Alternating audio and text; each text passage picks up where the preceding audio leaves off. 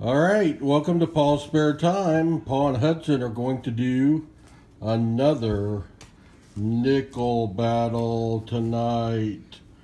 We have 4 boxes on the floor to choose from. Hudson won the first battle. It's time for Paul to make a comeback. We shall see. He says, I get first pick tonight, so I am taking box number 2. What box are you taking? Number 3. Number 3. All right. Well, let's explain how a nickel box battle works. Okay. So this is how a nickel box battle works. We both open our own box of nickels, and based on what we find inside, we get a certain amount of points. A key date nickel is worth 20 points. What is a key date nickel? Where a key date nickel is one that's very scarce, very rare. Those are 1938Ds, 1938Ss, 1939Ds, 1939Ss, and 1950Ds. A Liberty nickel, which was the nickel before a Buffalo nickel, is worth 20 points. A Buffalo nickel, any Buffalo nickel, is worth 10 points. A war nickel is worth 7 points. What is a war nickel? Well, in the years during the Second World War, in late 1942, all of 1943, 1944, and 1945, the mint started making nickels, and there you have 35% silver content, making them more valuable. They also changed the way they put the mint mark on the coin. It's got a big letter at the top of the back. Hopefully we'll find one and be able to show you. Semi-key dates. Semi-key dates are the ones that are still rare, but not as scarce as key dates. Are 1951S, a 55, a 49S, a 1950, and a 1948S, and those are worth 5 points each. A proof nickel is worth 4 points. A proof nickel is one that was made in San Francisco, was made for a collector's set and polished. They're a lot prettier than a basic nickel. 1940 to 1959 are just the basic common older nickels that are worth 2 points each. And that actually, I've got that wrong. It's 1938 through 1959. I forgot those 2 years. I'll fix that. 2009 nickels are worth 2 points. Why 2009? Well, in 2009, they didn't mint very many coins. They shut it down early. So they're kind of hard to find. And then any foreign coin we find is also worth 2 points. So we'll try to keep track of this as we go and let you know who's winning. But we're going to get started. First, we're going to open with a box opening because Hudson, in his last 2 boxes, has had a Buffalo nickel ender. Can he do it? 3 boxes in a row. Okay, guys, let's open box number 3 up.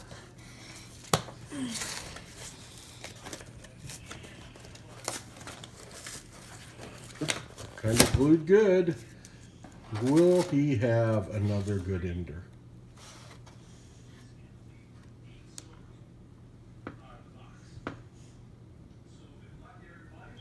He's not seeing anything. One right here. No buffaloes jumping out at him. Okay. We'll get started after Paul opens his All right, box. guys. Roll number 1. I got a 1952 plain Philadelphia vintage. That gives me 2 points ahead of Paul. All right, guys. Looks like we found something else. A 1940 plain Philadelphia vintage.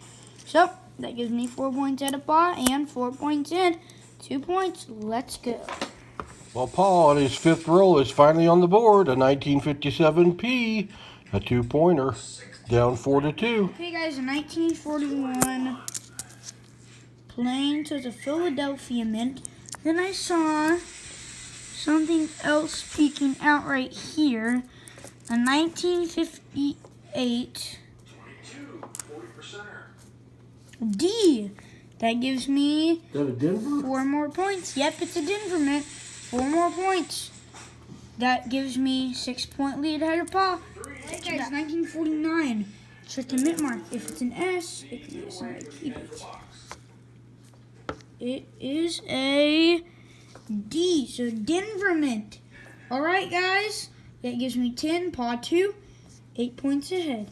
Let's go. All right, guys. Same roll. Got another find. A 1954 D Denver Mint. That gives me 12 points. That's a 2-pointer.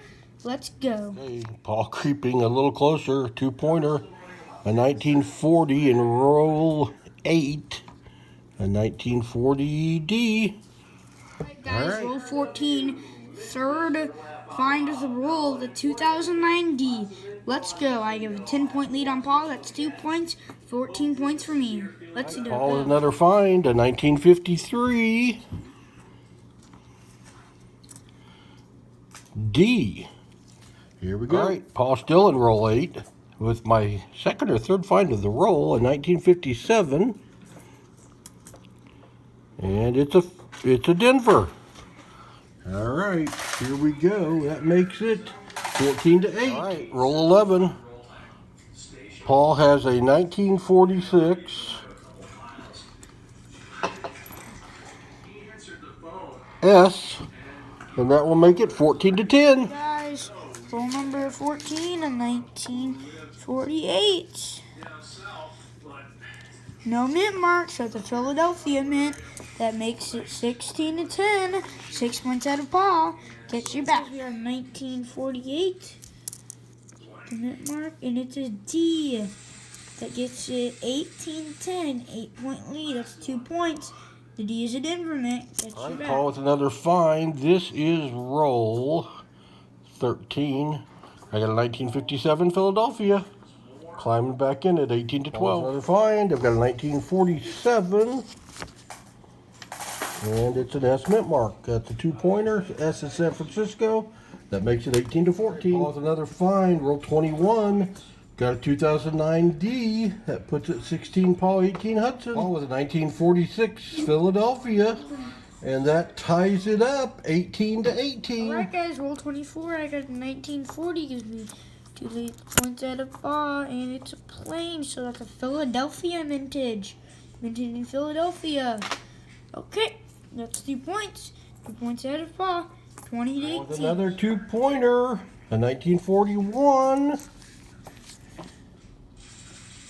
And that's a Philadelphia. 20-20. 25. I got a 1948. Plain Philadelphia minted. That gives me a 2-point lead. 22-20. Okay. Catch you back. Well, it's no points, but it's an interesting 1992 D. It is the color of copper, but in a nickel. Interesting. Alright, guys, I got a 1957 D, so Denver minted. Minted in Denver. That gives me 24-20. 4 points out of Alright, guys, in 1958 D, Denver minted. So, that is 26-20, a 6-point lead. Paul with a find, 1959 D. That makes it 22-26. Paul strikes again in roll 27, a 2009 D, a 2-pointer. Makes it a 24-26 game. Roll 28, another 2-pointer, a 1958. And it's a D, all tied up. 26 all. Right, we have a first, a 2-point 1957. It's a D, I already looked. And Paul has taken the lead, 28-26, my first lead ever. 30, another 2-pointer, 2009 D. Paul is stretching the lead out, 32-26. 33, 2009 D, another 2-pointer. Paul stretching the lead out, 32-26. All right, guys, I got a 1955 D. Already checked the mint mark. That makes it 28-32. Catching back up. Roll 39 D only gets me 2 points behind Paul. 30-32. Let's go. Another 2-pointer in a roll 38, 1956 P. That puts me up by 4, 34-30. 1915. Guys, I found a 1959 D Denver Mint. Let's go. Only 2-point lead behind Paul. Not so fast, Hudson. I've got a 1949. If this is an S, it is a key date. be a key date, baby.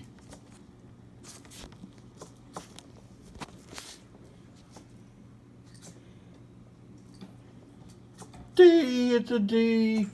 Oh, fiddle. 2 points. Back to a 4-point lead. Paw again. 1956. Looks like a P. Philly. Makes it 38-32. Alright guys, I got a 1954. Check the mint mark. Is a D. That gives Paw a 4-point lead. I'm 4 points behind. It is right now 34-38. Look guys, we have a tie. I just found a 2000 S proof. It is so shiny. That's a comparison up to another coin. But now me and Pa are tied. Let's go, baby. Roll 41. Catch you back if we find anything else. I have a 2-point lead now. I got a 1957 plain, so it's a Philadelphia vintage. Let's go, guys. That gives me a 2-point lead. Catch you back if you find anything else. 1939 Ender. Let's turn this sucker around and see what the mint mark is. It's a plain Philadelphia mint. Aw, come on. It's not a key date, but we'll take it. 4-point lead. Let's go, baby. Catch you back if we find anything. Guys, I got a 2009 D. That gives me a 6-point lead and roll 42. Same roll as my 39. Let's go, baby. Catch you back. A 1947 P. A 2-pointer in roll 43. Puts me within 4 points. All with a 59 P in roll number 44. Puts me within 2 points. 2 points. All right. Possible good coin, a 1949. Oh, I really need this to be the S for the semi-key date.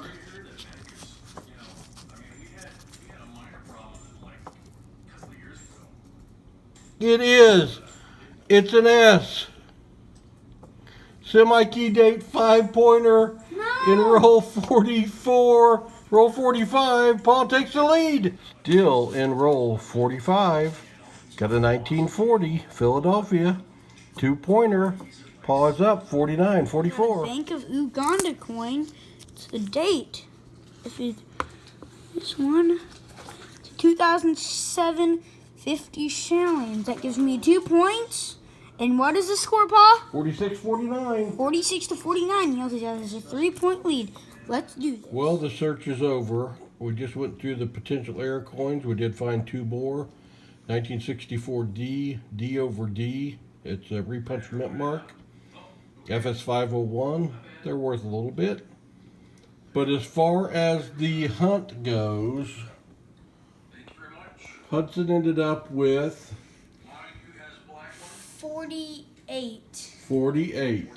How much did Paul end up with? 49. 49. So Hudson won the first one. Paul won the second one. And only because of Ivan's help. Thank you, Ivan, for helping me find all those good coins. Now, Draggy kept falling down. Draggy was falling down on the job. He's been dog-eared bit a few too many times, I think. Well, that's the end of tonight's coin hunt. We will be back with you when Paul's got more Spare time.